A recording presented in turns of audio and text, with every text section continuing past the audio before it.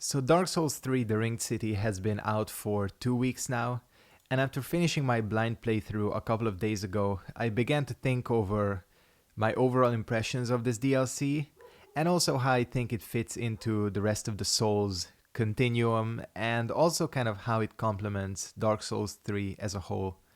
So this is basically going to be a little review of the Ring City DLC, kind of giving you my impressions, what I thought of everything, and basically, to sum it up, I overall really like this DLC. I think it is way better than Ariandel, to the point where I almost think it makes Ariandel obsolete. Like, this DLC is good enough where I begin to think, like, what even was the point of Ariandel? You could have just added Freed to this DLC somewhere and just cut all of Ariandel out.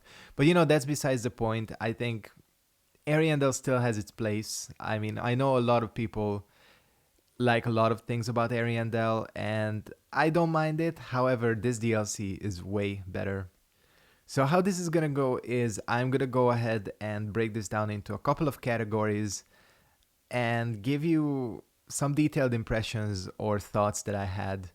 And the first category we're going to cover is environment and design. This is where I think the Ringed City really excels. The environments are great, they feel unique, especially the Drek Heap. I think the Drek Heap is a super unique area. I always thought that the final area where you fight the Soul of Cinder was cool, and kind of the ruined city and all that weird warped environment is really cool. And with the Drek Heap, we finally get to explore it. It also has some nice callbacks to previous games. And while Dark Souls 3, the main game, tends to be kind of heavy-handed in its callbacks, somehow the Drek Heap actually feels a little bit more subtle. I like how they added Earthen Peak because, like, that's the last environment you would think of adding from Dark Souls 2. I mean, it's not the most memorable place. A lot of people sort of have neutral impressions of Earthen Peak, but it really does fit when you think about how this is a mashup of all the ages kind of crumbling together. The Ringed City itself is really good. It doesn't feel as unique as the Drek Heap, but it has its place among the city environments. I like that it is really bright, kind of like Anor Londo, but still feels different. I think it's actually a pretty perfect combination or mixture of Anor Londo, Eleum Lois from Dark Souls 2, and the High Wall of Lothric. It's nice that it has both inside and outside areas, kind of the lower part with the swamp, like the buildings and everything. So overall, I like the Ringed City as well. However, I think the Drek Heap really shines. The final environment, which is basically just a boss arena, is absolutely gorgeous. I think it's probably the best looking boss arena in Souls, just the series, period. Not sure about Bloodborne because Bloodborne has that final area with Gurman, but in Souls, I think it's the best looking boss arena. I love the background, all the ash and everything. It's a great environment.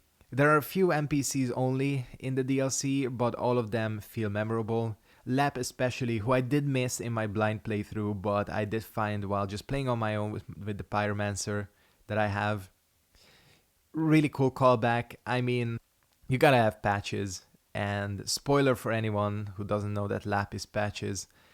Great addition, kind of like as a farewell to patches. I think it works really well. A lot more memorable than patches in the main game, who kind of just like hangs there.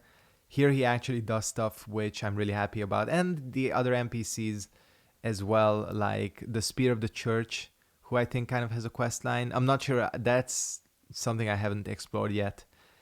In terms of the environments, like I said, again, high point of the DLC. If I had to criticize something, the only thing that kind of disappointed me is that I feel like they kind of overuse, I would call them environmental hazards or quote-unquote turret sections. I'm specifically talking about the angel-like creatures in the Drek Heap. They're fine. I mean, that's a great mechanic, good section, can feel kind of annoying, but I never felt it too frustrating. However, the problem is that straight after you get to the Ringed City, and then you have another turret section with the fucking archers. I really wish they either spread these two sections out so that there is more kind of gap between them, or they just got rid of one. I think they could have easily gotten rid of the archers because, again, it's basically the same mechanic, and having them kind of one after another is a little bit kind of redundant. I don't really feel like the archer section was necessary. All right, next category we're gonna go into just briefly is the weapons.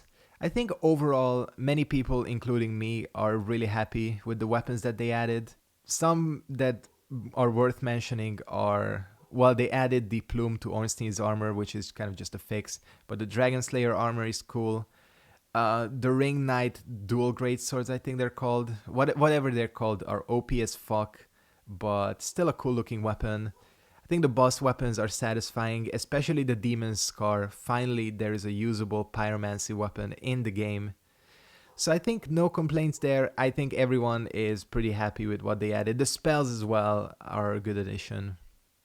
Alright, the next category we're gonna go into are the enemies and the bosses. Honestly, the enemies in the Drek Heap are not that memorable. You have the angels, but they're more of an environmental hazard than kind of an actual enemy. The Herald Knights are kind of the overarching theme, the one enemy that shows up in almost all sections of the DLC, and they are cool. I don't think they're really that memorable. Kind of, if you would give one of the fat ogres from Dark Souls 2 a giant curved sword, that would about be the Herald Knight.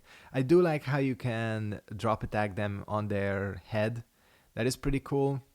But yeah, Drekheap doesn't have that many memorable enemies, more like the usual crawling hollow types that you see. The Ring City itself, I do like the Ring Knights. First of all, they look cool. They have unique movesets, and despite them being another knight enemy, kind of like Silver Knights and Lothric Knights, they do feel separate from the other two, mainly because of their use of fire and the Dragon Shield. So yeah, no complaints in terms of the regular enemies. The NPCs, by that I mean the invading NPCs, are mainly just reused ones from the main game, but you know, for the purpose they serve, they're okay. Alright, let's go ahead and break down the bosses, because anytime you have a Souls DLC, what people want to know about are the bosses. 4 bosses in this DLC, which I think is a good amount.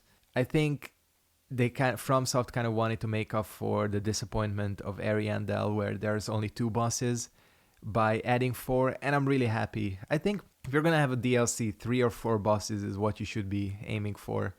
So, boss number 1, the demons. I'm just gonna call them the demons. You know who I'm talking about. Great. I really, really like this boss. I think there's another one that I like more, but this is probably my second favorite boss in this DLC. And in the game itself, this would place high as well overall. It's probably the best multi-phase, multi-enemy boss fight since Ornstein and Smo. I mean, FromSoft has kind of been trying to capture that magic again, with more or little success. And I think with the demons, they actually kind of do it pretty successfully. I love the mechanic where one of them charges up and then one of them is inactive, and then they both charge up. And then when they're in that phase, you kind of have to stay away from them and wait for one to deactivate. And then you can just wail on that one.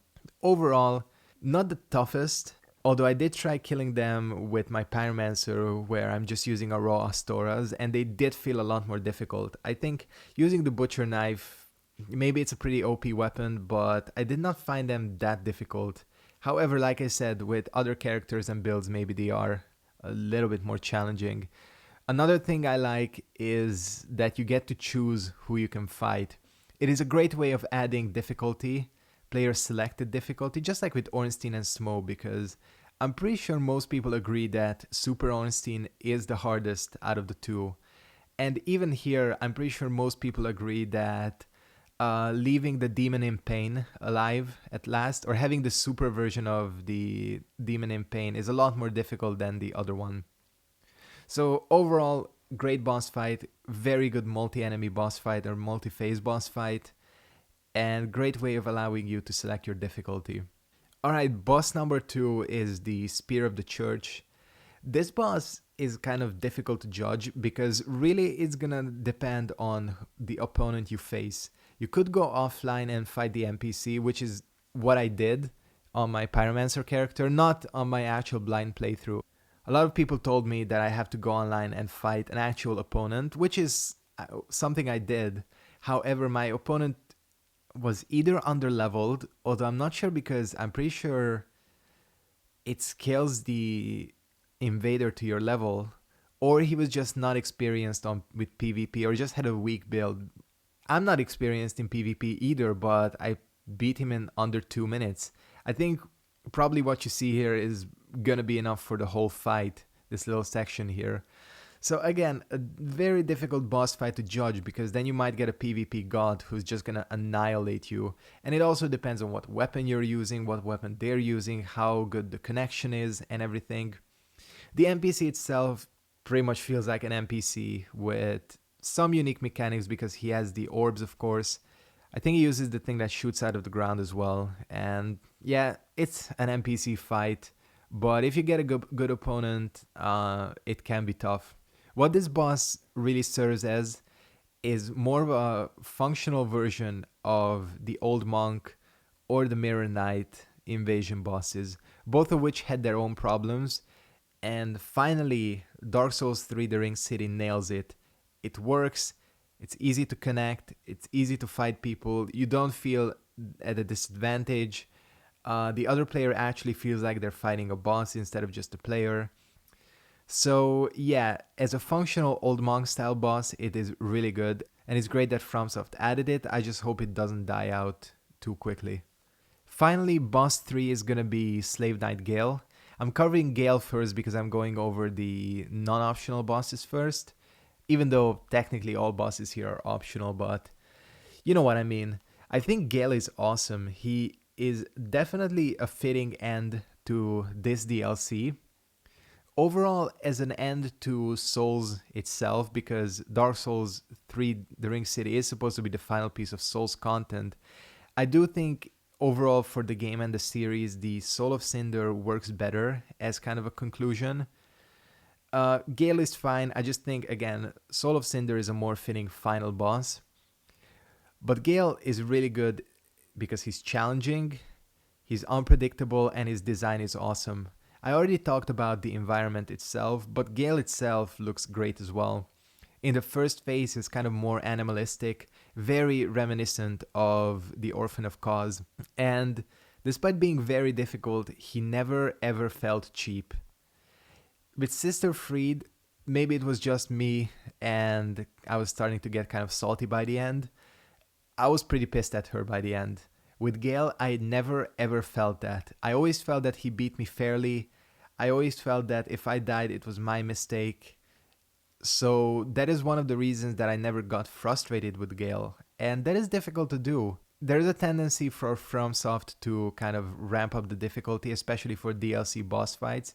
And some of them do end up being more frustrating than others. However, Gael never felt that way. I think he's a great addition. If I had to say something negative, I would say that the only thing I don't like is that he has just a massive, massive health pool. I think this massive health pool thing is again something that FromSoft started doing recently with their DLCs, and it just makes everything into an endurance fight. That's the only thing I didn't really like about Gael. I think he would have worked perfectly fine and would have been just as challenging if he had the same amount of HP as the Dancer or something. I think bosses like the Twin Princes or Dancer are great examples of challenging bosses that do not need to have a massive health pool to be challenging. And I think Gael didn't need the massive health pool either. Aside from that, the boss never felt cheap and is a great addition. Also, gotta shout out FromSoft for the surprise factor. Honestly, Slave Knight Gael didn't even cross my mind as a potential final boss. I didn't know what to expect, and I was actually caught off guard. And now finally we have to go over boss number 4, the final quote-unquote boss of the DLC, the optional boss, Dark Eater Midir. To be honest, I know I'm gonna lose a lot of people with this, and it's probably not a popular opinion, but I do not like this boss at all. I'm just gonna put it out there. If you like this boss, that's completely fine. Go ahead, fight him. But this, I don't like this boss at all. I tried him now on 2 characters with 2 radically different builds. I tried him many times, and it's just not clicking for me. I like the other dragon boss fights in Souls games. Calamite is great, especially Calamite. But I like Sin, the Slumbering Dragon, as well. However, my problem with Midir is that he feels more Ancient Dragon than he does Calamite. You know what I'm talking about. Anyone who's fought the Ancient Dragon in Dark Souls 2, it's the same deal. Huge fire cones on his fire breathing attacks, really unpredictable hitboxes, just wipes you out in 2 hits, and has a gigantic health pool. Many of those factors are what puts me off Midir. First of all, it's another fucking endurance fight. And you know, if there was only just one, if there was only Gael, I'm like, okay, let's have an endurance fight. But the fact that there are 2, and Midir is really an endurance fight taken to the extreme. I mean, just look at his health pool. Anyone who's ever fought him knows what I'm talking about. And this kind of feels like, maybe it's a bad analogy, but it definitely feels like the Final Fantasy difficulty route for me. You know what I'm talking about, how all the optional bosses in Final Fantasy games have like millions of HP, and it just takes like ages to kill them and they can wipe you in 1 hit. This is the same kind of vibe I get from Midir, in that he's difficult because he has a huge HP pool and attacks that literally can one-shot you, instead of having an actual challenging and interesting moveset. He's one of those few bosses, just like Ancient Dragon and the 2 cats in the 3rd DLC of Dark Souls 2, where I just don't want to fight him again when I die to him. When I died, and believe me, I died a ton of times to Slave Knight Gael, I was always like, you know what, okay, I'm dead, let's have another attempt. And then another, and then another, and I didn't even realize that like an hour passed. With Midir, that is not the same feeling. I die to him and I just want to quit and do something else. And that's one of the reasons, I don't know, maybe it just didn't click for me, but it's not a boss I want to fight. Even getting this footage felt like a hassle, and that kind of puts me off really trying and figuring out his moveset. Again, completely understand why others like him. He is the biggest challenge in probably the entire Souls series, maybe aside from Orphan of Cause. I'm not sure. But again, for me, doesn't work. However, despite that, overall, the DLC is, I think, a great addition to Dark Souls 3. Again, a lot more complete of a package than Ariandel. In terms of the lore, a lot of questions still remain unanswered, but you know, at this point, I didn't expect this DLC to answer everything. What we did get of the story is cool, and I am looking forward to other people kind of having interpretations, you know, and figuring out stuff. I think at this point, how convoluted Souls lore is, it would have been impossible to tie it up, especially in one DLC. However, the game does offer a little bit of a conclusion. Overall, I do think Dark Souls 3 itself is a worthy conclusion to the Souls series. I know a lot of people have their problems with the game, I do as well. However, even without the DLCs, I think it is a worthy conclusion.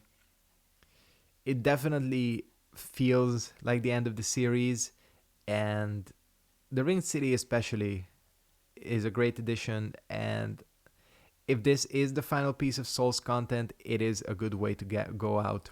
So if you're a Souls fan, you've probably already picked up this DLC. If you haven't, it's definitely worth picking up, although I think at this point it's better to wait for the complete edition, which is coming out, I think, at the end of this month. If I had to rate this DLC and give it a score out of 10, I would probably give it an 8.